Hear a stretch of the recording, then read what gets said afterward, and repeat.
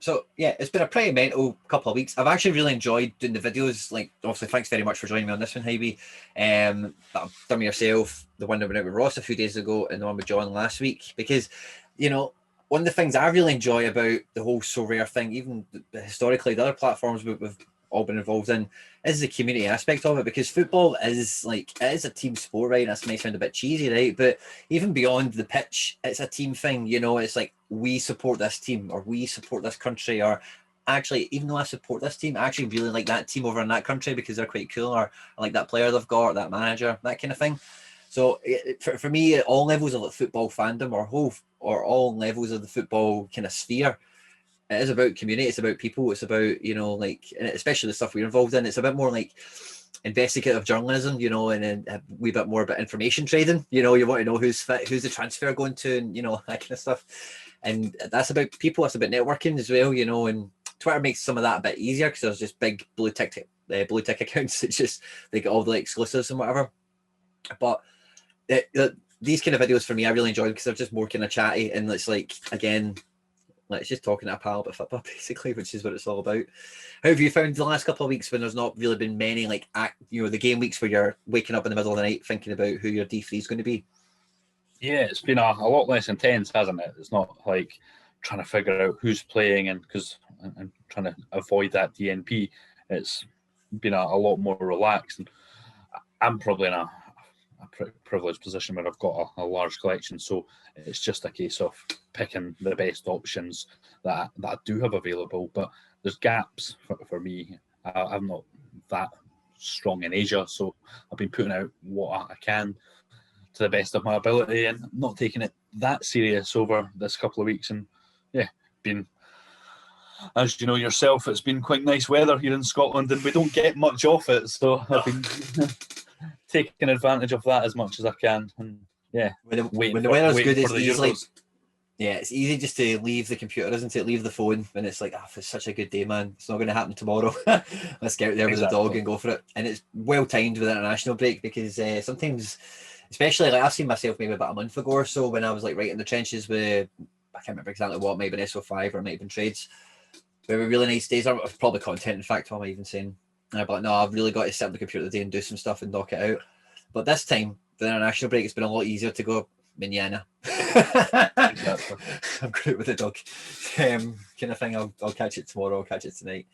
I've been doing a lot of shopping on the marketplace the last couple of days. The kind of thread that's kind of ran through a lot of my content recently, and yours as well, is like the new system, the new reward payouts, and, you know, D2 super rares is just it's just all that is going through my mind now, pretty much like 24 hours a day.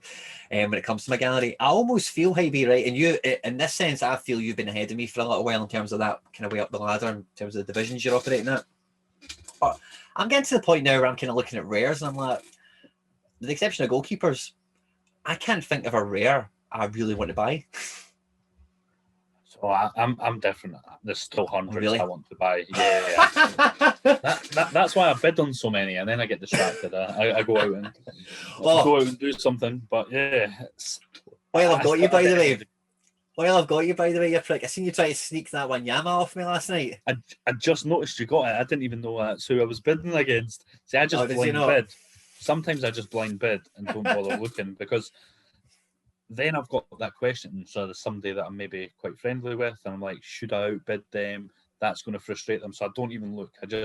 I bid blind. Fair enough. Yeah. I think you bid twice. I was like, cheeky bastard, thinks he's getting my money. I was like, well, I know my bedtime's later than Hibee's. You should have just messaged me. I would have.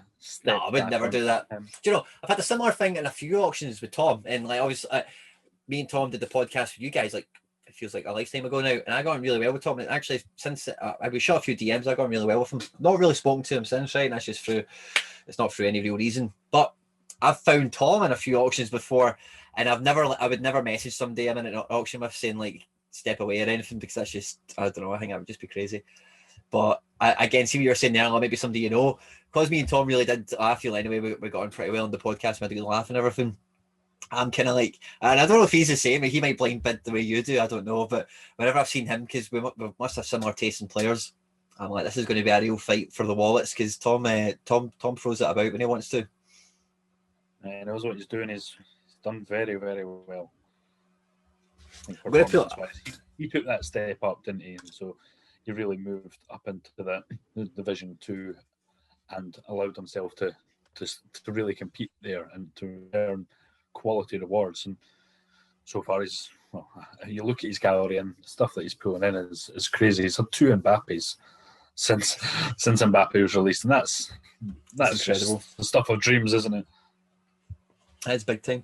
I'm just actually having a wee peek at your gallery there now. You've not actually really been that busy. I thought you'd have been probably a wee bit more foot on the throttle than now, just the way things have went. But you thing with your gallery, I don't look at your gallery too much. Maybe I'm not gonna blow smoke up your ass here. But whenever I do look at it, it does always seem to be like a steady stream. You know, it's always like, oh, I picked up 3 guys this week, or you know, that kind of thing. Whereas my gallery I'll go like heavy, like the now. I've bought, I don't even know how many super rares I've bought in the last like 2 weeks, month, whatever it is. Really? Oh mate, I'll look because I'm saying it now, and I might as well just look because it's not hard to do. But I'm like 1 more purchase away, and I won't be buying anything that I can imagine anyway for a little while. So I got today. I've had 2 super rares. I got the Wanyama just at 1 o'clock in the morning or whatever that one went up. And I picked up an Eric Lopez, who's an MLS guy, 5 hours ago. And then 5, 8, 10, and 11 days ago, I got a super rare. They were all MLS guys. 16 days ago, Machida. 24 days ago, Osaka. So yeah, within the last month, that's like what? 1, 2, 6, 8 super rares in the last month. It's mental. So what's been the plan then? So starting to move up in the MLS Division 2, is that what's the target now? I'll tell you my plan, Hibee, right? The episode we Ross have recorded isn't live as we are recording, right? So you won't have caught it, right? But when I bought, see the first kind of bunch of super rares I bought in January, like the Namekas and all those kind of guys, Barco and whatever, I'd kind of put in my head, I'm going to try and ride in January, February when I was buying those guys. It was a massive, crest of a wave the platform was riding on, new users, ETH was going up and all that kind of thing. And I don't know what everyone specifically done, but it felt like a lot of money and attention went to like marquee cards in the Champion Europe region, whereas I kind of tried to get the things people weren't looking at, so like an Emeka for an ETH, or Darwin Núñez for like 1.5 ETH, or even Jordan Larson 1.4, at that time, and Kimmich is going for 5 ETH, and that kind of. So that time I thought I'm going to get some really good cards that normally there'd be much more competition for, that I can try and get now, and they'll pay off down the road. I'm going to take the hit now. And my SO5 form did really suffer from like a lot of my joy really came up until January. And then I think from like January to like mid-March, I didn't win anything for like ages. And it was because I was selling cards to buy these things that I didn't really ultimately have a short-term requirement for, but I knew like it just it will pay off. Like it's a fucking super rare Nameka, it's a super rare Núñez. Like at some point it's going to come good for me. It's almost, in air quotes, infallible, So because I had those kind of guys already stacked up in the locker, this time with all the D2, how juicy it looks and how excited I am for it, I feel quite well prepared to just get some more SRs around so that I've got like fixture viability. So I don't need to just play the best 5 super rares I've got in D2. I can actually go, well, do you know what? Their fixture's pretty shit. Their fixture's pretty good. They go to D2 this week based on that, rather than just it's the only guys or the best guys I've got kind of thing. Because I think you know as well as I do, and when you make those decisions, sometimes you really kick yourself because you've got a wee cheap guy that you always overlook, and you've just picked a team on vanity, and you're like, fuck man, I could have done with that extra 40 points that guy would have brought in, or do it all the time. It's so easy to overlook them, isn't it? Like I've got 500 players, so especially rares. There's hundreds of guys that are getting overlooked every single week that are posting some good scores. I had 2 game weeks back to back where I had 5 100s within my collection. Wow. I didn't win anything those game weeks. So I didn't use them right. And it's the more options you have, the more difficult it can become. But what you were saying about building for the future and giving yourself those options, it does pay dividends as well. There'll come a game week where somebody's got a really bad fixture, someone gets injured.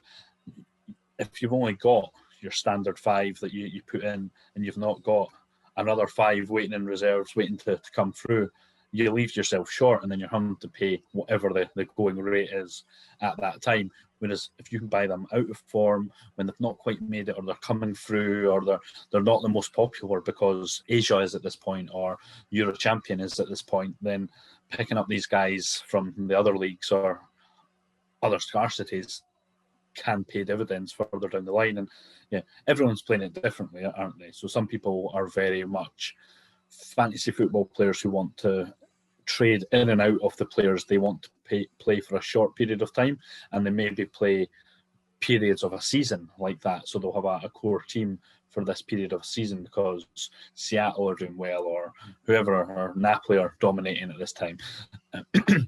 There's other people who are just building cards, or are enjoying building up their collection. I think like me and you, over time, who knows how big our collections will be in a couple of years' time, and what this platform will even look like.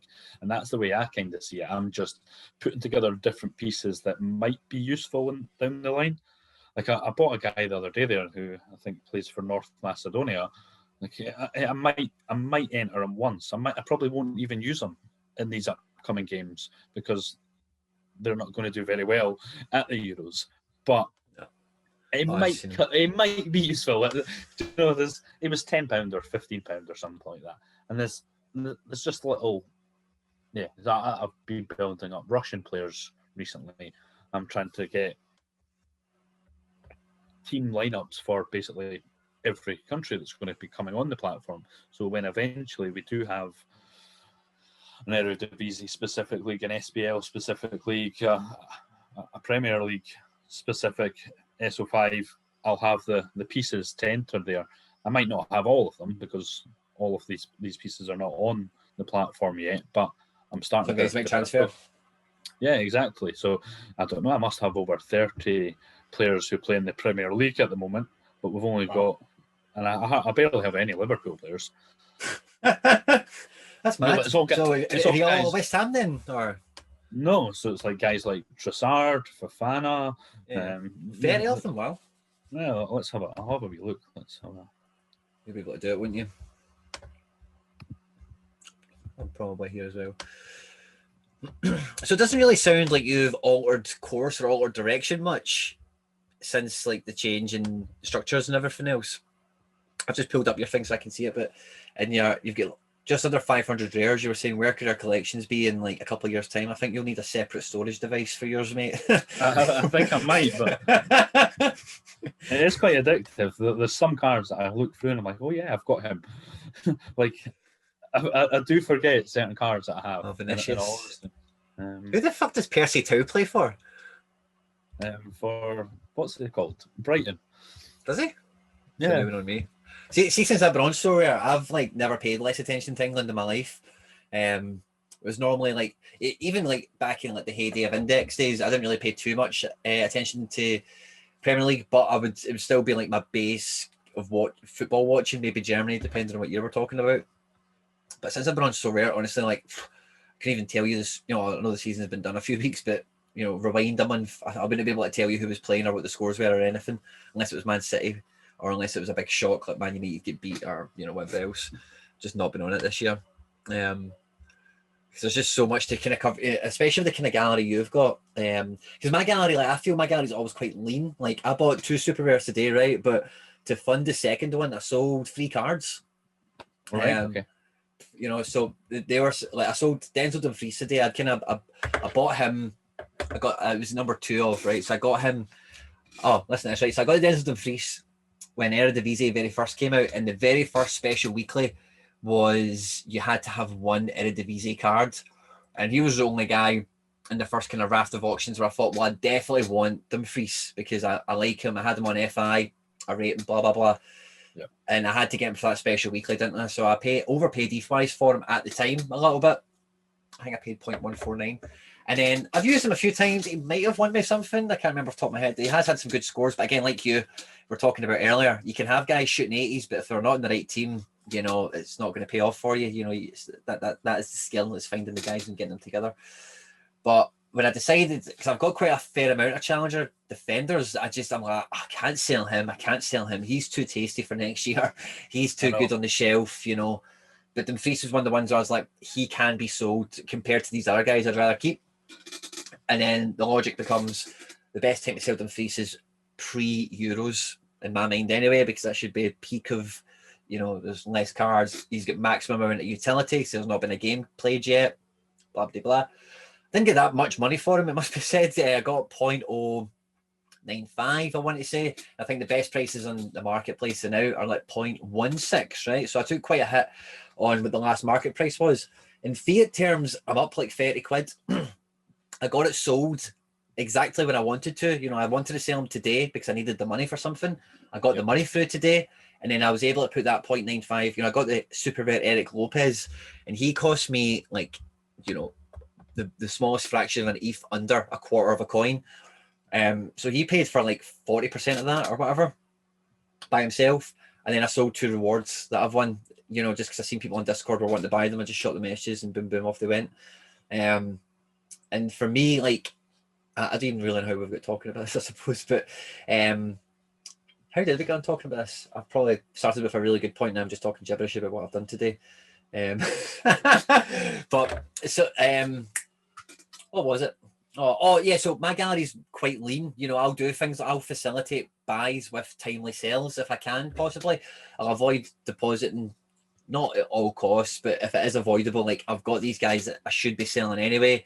This is the time to sell them. It's a good time to sell them. This is a good time to be buying another guy. Then I'll try and do that. Whereas, like, you know, your collection, if you do that, I won't be surprised, but I wouldn't be able to tell because it's so huge. So I do sell now and again. So I sold my brother a couple of players. He got a Jonathan Bamba and who else did I buy off me?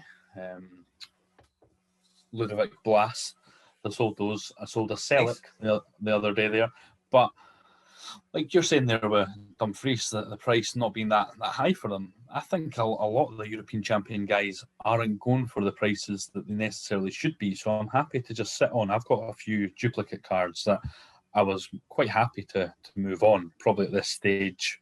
But looking at their prices compared to some other cards, so some of the American players, some of the Asian players, I'm not going to move them on at this stage. The scarcity is still such a massive factor, and some of these cards there's only maybe 40, 50, 100, maybe 200 at most of some of these.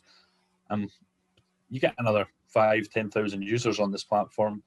A lot of them are going to look towards the European champions, and especially when those leagues come back on, I think people are going to look back to them. So I'm happy not to sell at those rock bottom prices on the majority of them, but there's some that it's probably the best time to sell. So, for example, I won a Noah Lang not that long ago, maybe a month or so ago.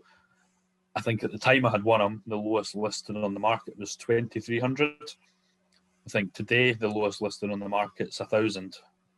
So that's quite a big drop in Noah Lang's price.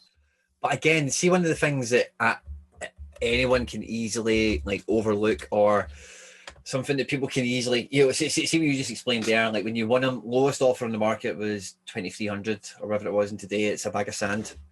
Exactly. No one was buying at that 2,300. That's the point as well.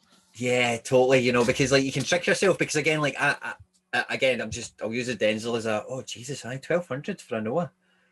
By the way, I've only seen that. I'll say this before I kind of finish that last point, right? But I've seen Noah Lang play twice, like a decent, you know, I've seen 2 decent chunks of him. Yeah. And it reminds me of Hazard. You know, he's that kind of, he's a wee awkward, super silky. And if you give him half a yard, like doesn't, you know, he's got some peg on him. I think people are nervous about the move, any move from one of the. I think he's top drawer. Like, I think he's elite, you know. Again, it has to be proven. You know, but he's not one I'd be worried about. Same with like the other guys I've picked up as SRs. I wish I got an SR Lang, because like, see when Lang came on, I'll come back to the point I've got it stored in my back of my head. I'll come back to it in a second, right? But Lang, you'll remember this, Hibee. He was one of these like new faces auctions, you know, halfway through the season, and I had him earmarked because his stats and goals were good, but no one was really talking about him. But his appearances and all the rest of it, they all looked pretty good. And I thought, this guy's all right. And no one's talking about maybe getting cheap. But again, sometimes like I basically shout out of buying him because of the lack of hype. Because I was thinking, well, if this guy's get these numbers and nobody's talking about him, maybe he's been a bit fluky, or maybe it looks like there's something and it's been this, or he comes whatever. with that bad boy rep, doesn't he? He's got a bit of a bad boy reputation. So I didn't buy him because of no hype, which is a weird thing to say. Because normally it's better to buy people before hype. But if anything, I was kind of like, why is nobody talking about this guy? And I never bought him. And literally like 2 weeks later, like it was like, oh no, I scored a world day, and he's amazing, and all the rest of it. And I was like, shit, man, I wish I just stuck to my notes and bought him. But what I was going to say, to go sorry with the Denzel, or so like whatever the thing is listed at on the market is obviously a good kind of, and I'm not telling you something you don't know already, of course. It's a good kind of gauge of where the market kind of sits at the moment. But a lot of people who are new or newer or not been in the market as much will get that confused with like that is the going rate, and quite often it's not. I'll give you a good example, right? I was lining up Nicholas Dorsch super rare this week. A big fan of the guys you might know already. And Pavel Trader's got 2 of them, right? And he had both super rares listed for 1.2 and 1.3. The day of the Euro Under-21 final, another Dorsch super rare holder decides, I'm going to list my Dorsch for 2.8 ether. What do you think the bold man Pavel does? He changes his as well. He changed both of his prices to be 2.5, And I'm sitting there thinking, this dick is just convinced Pavel to raise his prices out of nowhere, But if you were to look at that, you might think, oh, Dorsch is like 2.5 ETH. But it's like, no, like he's only 2.5 ETH because some dick decided to put him up for 2.8. I suppose it also works the other way as well. So you do get people undercutting all the time. So you can keep an eye on that. You maybe look at a player and then come back and he's 20, £30 cheaper because a few people have been undercutting each other. It doesn't always happen, but you can definitely see that, especially now you've got the on the marketplace. So you've now got the best value. So you see 5 that are the best value. So you often see a couple of them swapping places, people battling and the price dropping on them throughout the day. Never noticed that. I don't look at the best value tab, to be honest with you. So the only reason I know that is because I was doing that today. So I was battling to get my Vicino on there. Fair enough. That's quite smart, actually, if you could do that. So if I notice on that, because that's one of the places where cards are so visible, so those 5 transfer market best deals, and the team obviously do highlight different regions at different times. So at the moment, it looks to be players who have maybe got games on at the moment. See your Vicino. That's clever. So look at there. If there's a player that you own that you're willing to maybe sell, you can see what the lowest price is. You can see that they're very visible, and so pop yours on just below that, and brings it right to the front. That's class. That's clever. You've actually been able to get yourself on the billboard. That's cool, man. Advertisement. Free advertising, it most certainly is. In terms of so I only had 2 kind of notes, right, to kind of just specifically to talk to you about, right? Because I see with these videos, I've quite like just talking gibberish and see what happens. Yeah. One of them, right? Because I know you've been a big Mbappe holder, follower, all this kind of thing, right? The wee wheels, the wee cogs in my wee brain have been going off this week, right? With PSG, with Donnarumma signing, with Wijnaldum signing. Pochettino not leaving now all of a sudden, right?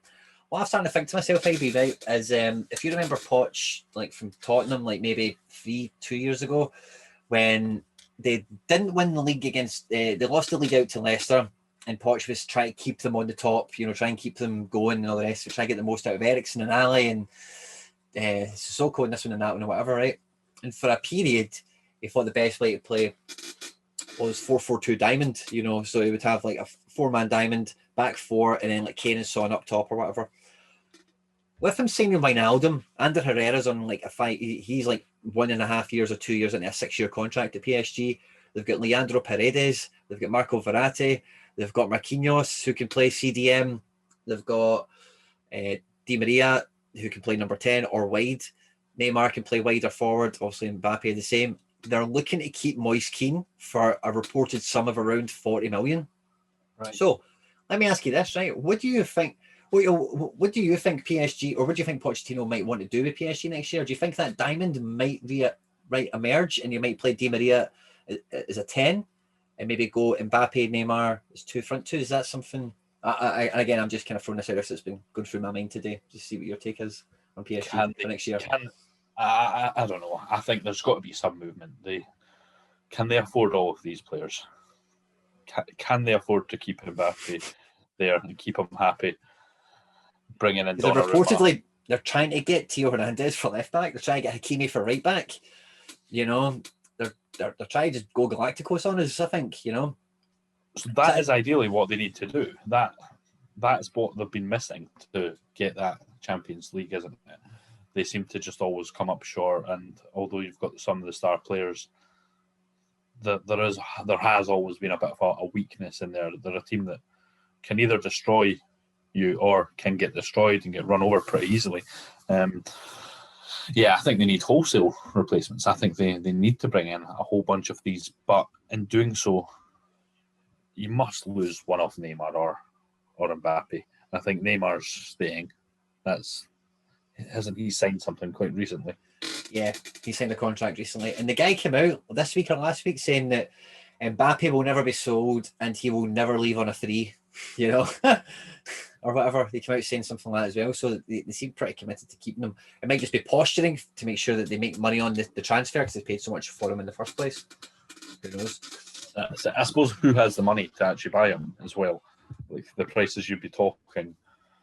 Because commercially, what he brings to the table it's a different level. And so you've got the wages and you've got the transfer fee. But that transfer fee is astronomical because of, those commercial deals that you can do with Mbappe at your club.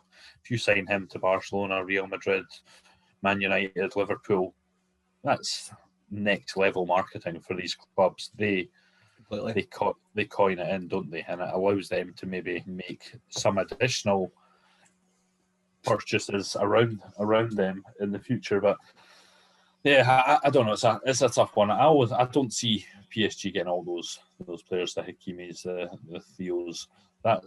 They're going to cost what, 40-50 million each. Hakimi 80 apparently is what they're holding out for. Really?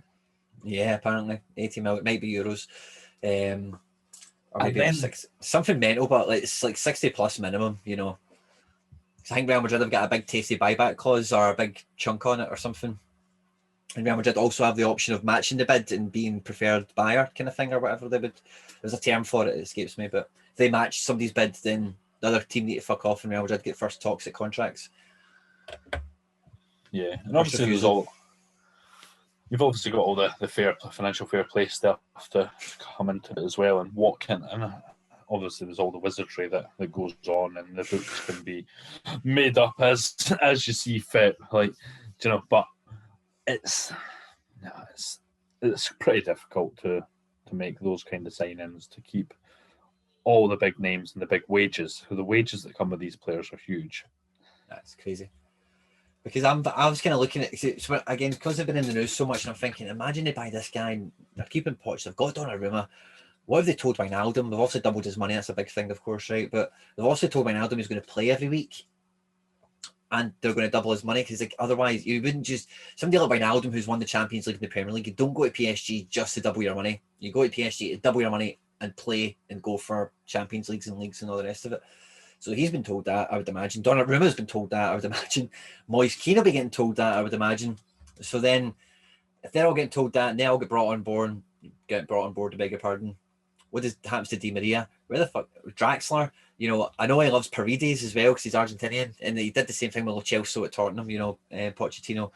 And that Gazzaniga, I don't know what it is, but Argentinian players under Pochettino will almost always play.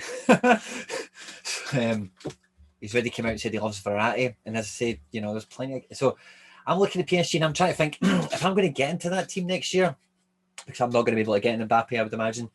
Because I did have Navas, who's probably not going to be on the bench. I'm thinking to myself, how do I get into this PSG team? And that's the kind of thing I've been racking my brain around. So I think a midfielder from that team would be very good, but it's known or be able to hypothesize who could be in the first choice midfield. And it was just in case you had any kind of take on that. So sorry if I kind of dropped that one on you out of the blue, but it was something I thought, I'll ask Hibee. He's probably watched a fair amount of PSG this year. I've actually not watched an awful lot of them, just with, probably all those football index shares that I had in them. That was an interesting one. I could have had the unique. You there? Yeah, he dropped out a wee bit. All I heard was I could have got the unique. That was all I heard. I'll clip and edit this. Don't worry. Yeah. So you could have got the unique for who? If I had just got rid of all those football index shares, I could have just bought his unique for Mbappe. Well, that's a thought, isn't it? I know. But the less said about that, the better, probably. Yeah, exactly. I got his rare. I'm glad I did. You know, at the time, so I paid the most. So I didn't jump on the first few. I got, what number was it? I managed to get 1 second. You'd think I would know this, really. You made your 500 cards. I'll forgive you for forgetting what you paid for the biggest one. Do you know, I only noticed this. I'll just say this while you're grabbing that info up, right? Do you know what I noticed? I was looking at this club shop thing. The awards, isn't it? Yeah. And do you know, according to this, right? Is this still? Yeah. According to this, I've not sold anyone to the secondary market for €2,000. I thought that's odd. I thought I might have sold somebody for like an ETH and a half or so. I suppose it depends on the price of ETH at what given point in time.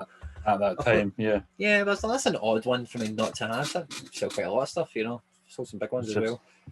I'm sure you will soon. But maybe. Sure you will. But I'm quite like you. See the way you were talking about rares. I'm like that with a lot of my cards as well. Like I'm in no rush to sell them. But some guys like Denzel, I'll just like, yeah, whoever's going to pay me the most right now when I want to sell them, then you can have them. Yeah, I've got a bunch of cards that are ready to be moved on. Ones that I bought in duplicate, or as the rest of my collection's grown, I don't quite need 2 of them anymore. So maybe I did rely on 2 of the same defenders week in, week out. But now I've got more options. I don't need to do that, and I can spread my options out a bit, or play the game slightly differently. So, yeah. What I was saying about that Mbappe though, so yeah, I waited until it was number 13 that I got from auction, and I think they had all been going for like 600, 700, £800 before that, and this one was 1100, 1150 or something. So it had taken quite a jump up, but I think I had to just take that plunge and jump on it. And you'll know this. There's times when you see a player and you think that's quite high. It's pushing it, or it's maybe peak at what the market currently is at the moment, but it's proved to be the right buy. And you have to look at, is that player going to add to your actual utility? Are you going to be able to use them week in, week out, and are they going to return your rewards, or is there a longer term play with them and you think you're going to be able to recoup that value? But yeah, it was a bit of a risk, I think, at the time. Prices, that was a very high price. It doesn't look like, totally. Yeah, it doesn't look like that today, but it was, and that's why people were not paying. Like, you know, it was the first one over £1,000. Or apart from the one, which I think Karupu got.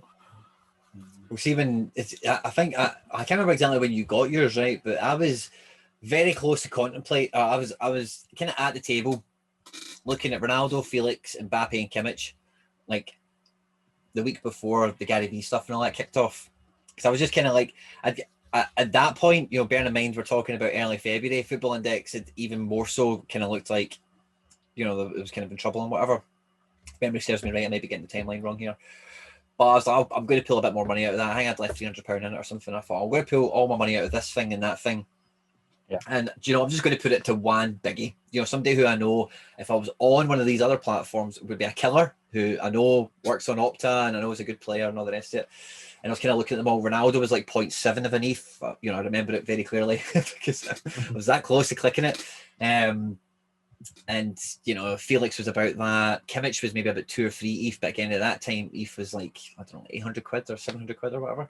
And Mbappe, you know, better price of Mbappe better than I do, but around that kind of £1,000 mark in the secondary market, I think he was. And then it was just tweets and rockets and everything happened ever since. And it feels like it's been a whirlwind and it's fucking the middle of June. And everything's just been crazy since then. it's not even that long ago. No, It's actually crazy that when you put it that way, how fast this thing has moved from, buying even just a few months ago, buying cards that are not that expensive compared to today. And I think Gary Vee was one of the catalysts for that, wasn't he? And so he started buying Felix's and the Mbappe's, and Felix was only £500, or well, it was less than that, maybe 350, 400 before Gary Vee started buying them, and he bought a bunch at 500 quid, and then I bought the next one at £800. It was the cheapest available at market. I didn't bother negotiating or anything, just snapped it up, because I think there are points where you do need to move quite quickly, or you don't need to, but if you want to have that, you do. And so I bought that, and within a couple of days, you couldn't get one for less than 1,200, and then they were 1,500, and then they went up quite a bit. They possibly came down again since that peak, but yeah, they're certainly more than the 500 or 800 that we were paying then, and it just shows you that just a little bit more attention, the right person coming into the platform, the right catalyst, and this can move. So yeah, you talked about picking up these guys for the future, getting your MLS guys in place, some of these new pickups in a couple of months' time, when we've got thousands of new users. Who knows what that does to their price or the demand for those players, as other people are coming in wanting to own them or needing to own them to actually be able to compete. Well, I see the kind of feeling I've had over the last 2 weeks, right? Me and you, Hibee, have got very similar experience, on this and elsewhere, right? But see the kind of feel I get with the market now is it's deep, it's depressed, and I kind of mean that word when I say it. I know there's maybe a financial term for that word, but I really mean like the market now feels really hesitant. It feels like a lot of the prices are really low now. ETH terms, ETH's been quite stable against the pound recently. I say recently, in crypto, that's 2 weeks is like an eternity, and I think it's a really and these kind of opportunities, I've had them come by me before in Planet Index and in other places, and even on SoRare when I was brand new as well. And I've seen these opportunities, and I'm just talking about my own experiences. This isn't advice or anything like that. But I recognise that feeling. I recognise that kind of landscape, and I think this is a great time to buy. And that might sound a bit kind of cheesy or whatever, but for my gallery, it's been a great time for me to buy, and I think I've been, I was expecting. I didn't really tee up like looking at your gallery before we did this tonight, but I was expecting to come in and see something a little bit similar to mine. There would be a recent kind of top up on super rares, but I've just actually done the super rare filter on your account. You've not picked up a super rare in like 3 months. I find that incredible. You've got 50 of them. I am trying. So at the moment, I probably have bids on at least 10. 1, 2, 3, 4, 5, 7, 8, 9. 9 and about 5 or 6 uniques. So these are players I'm trying to get, but things happen in life and you get distracted, and I'm not looking at this constantly. I think when an app comes, it will be easier to do that, to be able to just quickly jump in and out of it without having to log in and type in a password and do all that stuff. Exactly. I think it will be much easier when there's an app. I'll be able to monitor some of these, but sometimes my bids are about monitoring and seeing how far these go. The guys you've picked up recently, they're lovely prices for super rares. I think so. They're the kind of prices that these rares in form get to. And so you've picked up the super rare version of them for about that price. So, I think they've definitely been undervalued for quite some time. I think that as for the whole duration I've been on the platform, super rares have probably been the most undervalued. But it's more of a commitment as well. It definitely is more of a commitment. 100%. You need to be able to use them. And so some of my super rares, certainly the ones I picked up in the early days, weren't that useful at first. They were players for the future or would become useful. And that's actually happened over the 9, 10, 11 months that I've been on. There's a whole bunch of them that are now actually starting to find form or are becoming sort of mainstays of my Division 3 lineups. And so it's kind of paid off picking up these guys that were sort of on the fringes or out of form, or I maybe had a view on them, but they weren't the most popular at the time. And I think I've got a few more like that, a lot of younger guys as well. And so eventually I might be able to have a quite a strong under-23 Division 2 lineup with the guys that I've got. So I think a lot of my super rares, it's just not their time yet. But I'm also actively trying to add a few more pieces to them. Definitely a couple of American guys. So I'd like to add 2 American super rares just to be able to start competing in Division 3 there, because I've got a decent core of American defenders and a couple of midfielders and strikers. But if I was able to add a couple of super rares in there, I think I could do something. But yeah, it's a slow build. Seems to be a good amount of supply of MLS super rares. I think that's part of the reason I've been able to get them at good ETH prices, because since MLS has came on, they've kind of batch auctioned a lot of them. Super rares have almost come out in pairs. Like 1s and 2s have come out really quickly. Sometimes they're like the Wanyama. I mean, you were fighting over last night. That went out at 1 o'clock in the morning, and the 2 of 100 went out today at like 11 a.m. or something like that. So they seem to show the Valenzuela. So I'm bidding on that one. Oh, you're on Valenzuela? Oh, I've got Valenzuela. Yeah, get that if you can. Like the thing with Valenzuela is he's been out injured at the beginning of the season. Yeah, I've got his rare, so I had him. He was one of the cards I picked up right at the start, and he was good at the start. He was one of my strong potential future MLS defenders, but he's been sort of down the pecking order now, and I've got loads of others that are now way ahead of him in my lineup. But it's a super very deadly. Or I'd imagine he's deadly. I've yet to use him, but I think that'll be a great pickup if you can get that. That'll be class. Because Columbus are a big team. Types. What's that? Exactly. Happy to keep these guys and build them for the future.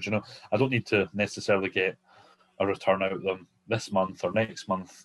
It might be next year. It could be in a couple of years' time for some of the players. But I think as long as I've got a balance where I can get the enjoyment out of trying to compete in the here and now, also try to pick up these guys that might do it in the future. That's what I like about this, I think, is the collecting aspect and the team building aspect, the sort of the football manager element to it, the putting together lineups for the future.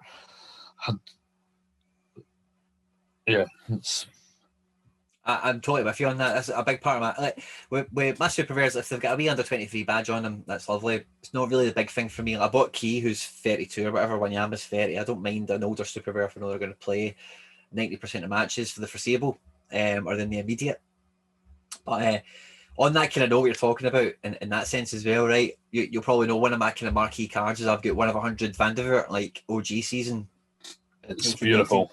It's so nice, that card, isn't it? I'm so jealous of that card.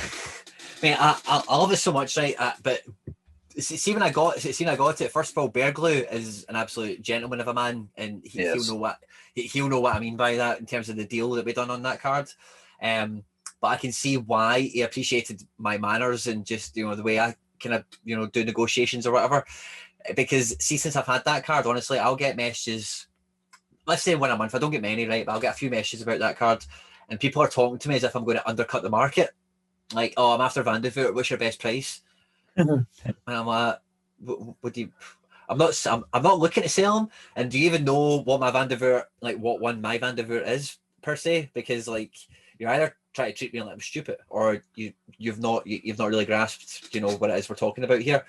Anyway, so that happens once in a blue moon. Yeah. This morning, a guy's came back for a second bite of the cherry. I've already had this chat with him like 2 weeks ago. He's messaged me today like, oh, hey, what's your best price for Martin? Again, same kind of chat. And I've kind of referenced the messages above, and I just said a lot of ETH, and that was it, and I left it, right? And then I was having a wee chat with Hendo and McBride, and I was like, I think I probably value the Van de Voort at about 12 ETH. I think that's probably what I'm holding out for at this point. And I was like, fuck it. I just shot the guy a message, and I was like, 12 ETH, he's yours. And he sat on that message, mate, for about 8 hours, and I was thinking to myself, I don't know if I actually want to sell for 12. Like, yeah, it feels kind of good saying that and thinking about, I could get 12 ETH today, that'd be fucking great. Then I'm like, I don't actually know, because Van de Voort, at time of recording, what is he, 19? Yeah. 18. So let's say it goes to 18. 35, you know, so I've got like 18 years worth of use potentially, or a lot of factors that don't need mentioned of utility at this guy. And I'm thinking, yeah, 12 ETH is great today, but Vandervoort for 18 years is great as well, you know, and having, you know, this Vandervoort in particular. He ended up coming back to me right before me and you were meshing about getting on this tonight. He was just like, thanks, but no thanks kind of thing. I was like, oh, thank God, I don't need to make that decision now. Just move on. Selling's hard. Selling's hard, and it's going to get really difficult with some of these guys that you've owned for a long time or have a real affinity to. Even for these big numbers, you're still going to think, is that the right thing to do? Was that? Yeah, it's going to be tough. I find it difficult to sell anyone. I do get the ones I like. I do get attached to them.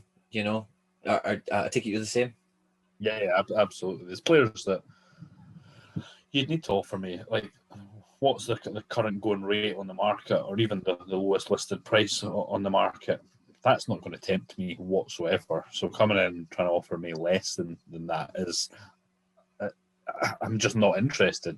I don't see some of the prices right now are probably at their peak for individual players, but there's, as a growing platform, there's lots of players that I own from earlier seasons or that are a little bit special that I think not a chance. I'll wait until there's lots more users who are on to appreciate these, and there will be. These guys will come.